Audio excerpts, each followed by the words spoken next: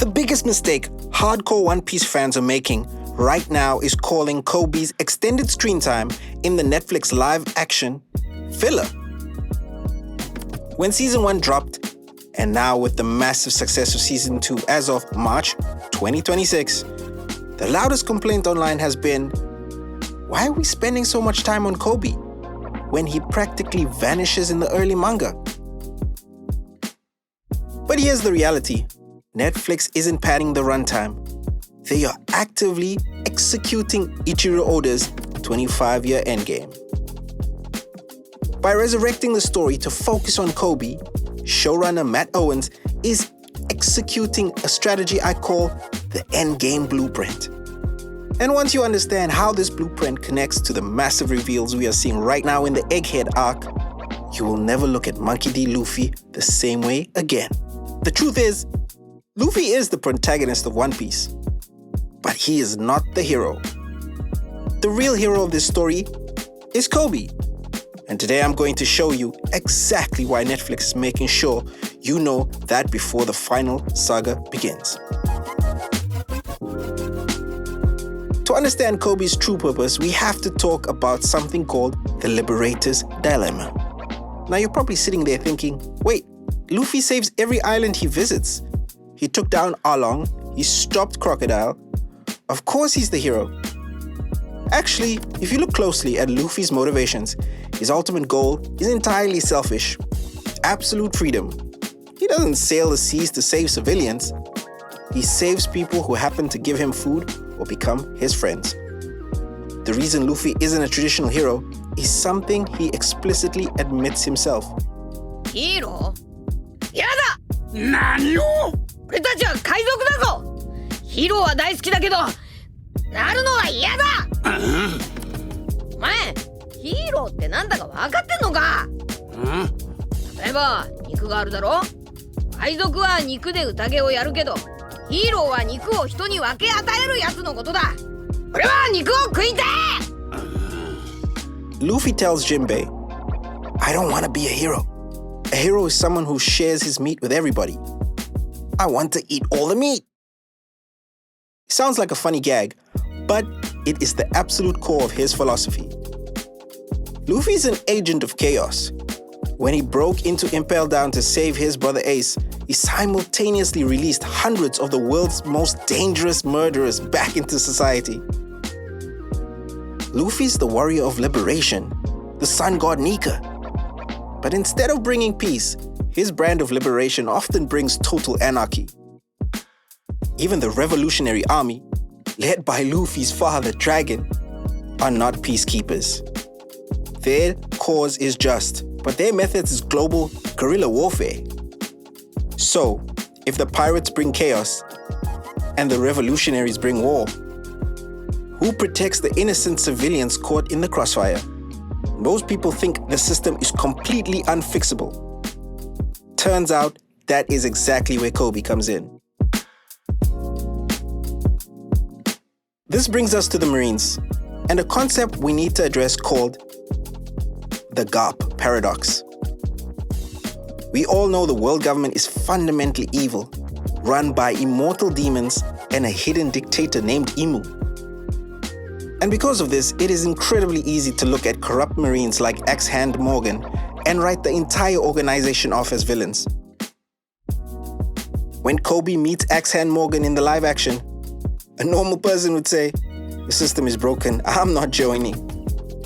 Instead, Koby joins anyway.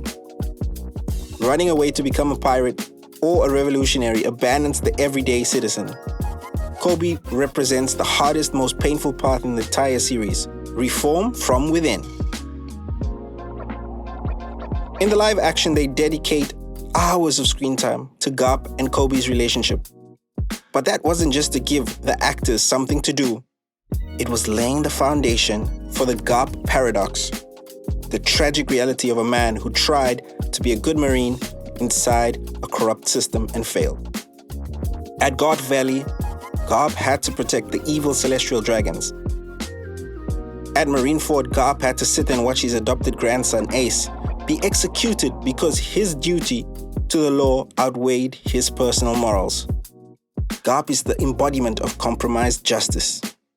But that's not even the most interesting part, because Oda has spent the last few years in the manga setting up Koby to succeed exactly where Garp failed. Right now, you might be thinking, okay, Koby's a good guy with good morals, but he's too weak to actually change the world. Actually, the recent manga chapters completely destroy that assumption. We recently learned about SWORD, a secret faction of Marines who have officially resigned their commissions so they can act outside the bureaucratic red tape of the world government. And the future of SWORD is Koby. When Blackbeard kidnaps Koby, Garp invades Pirate Island to save him. Garp sacrifices his own freedom, looking directly at Koby and declaring that Koby is the future of the Marines. And then, Koby does this.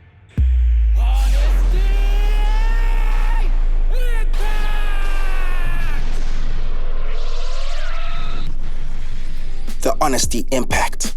A devastating, island-shattering punch fueled by pure, unadulterated willpower. This wasn't just a random anime power-up. This is Eiichiro Oda screaming to the audience that this boy is the endgame, which perfectly explains what Netflix is doing right now. Down the road from me, right here at Cape Town Film Studios, cameras are currently rolling on Season 3 of the live action, and the writers know exactly what they're doing. In television, you cannot have your secondary protagonist disappear for 5 seasons and suddenly bring him back at the end as the savior of the new world. The audience wouldn't care. The emotional payoff would completely flatline. By using the Endgame blueprint, Netflix is keeping Koby active in the early seasons to perfectly mirror Luffy's rise to power. As Luffy climbs the ranks of piracy to become the Pirate King, Koby is climbing the ranks of the Marines to become the Fleet Admiral. When Luffy finds the One Piece, the true history of the Void Century will be revealed, and the government will fall, the oceans will rise, and the world will be plunged into absolute chaos. And when that happens, Luffy isn't going to stick around to draft new laws and govern the people. He's going to sail away to have a banquet. The person who will pick up the pieces, reform the justice system, and build a world where civilians are actually safe is Koby. Monkey D. Luffy is the pirate who will destroy the corrupt old world. But Koby is the hero who will build the new one. Once you view the show through this lens, Koby's extended storyline isn't filler at all. It is the most critical thematic setup in the entire live-action universe. Netflix is fixing a structural pacing issue from the early manga to make the Final Saga hit twice as hard. But I want to know what you guys think. Do you agree that Luffy is just a chaotic liberator? Or do you still view him as the ultimate hero? And do you finally appreciate Koby's expanded screen time? Or are you still wishing they spent time on Don Krieg? Drop your thoughts in the comments below. If you enjoyed this deep dive from the front lines of the live action production here in South Africa, make sure to hit that like button, subscribe to the channel, and ring the bell so that you don't miss the next theory. Until next time, justice will prevail.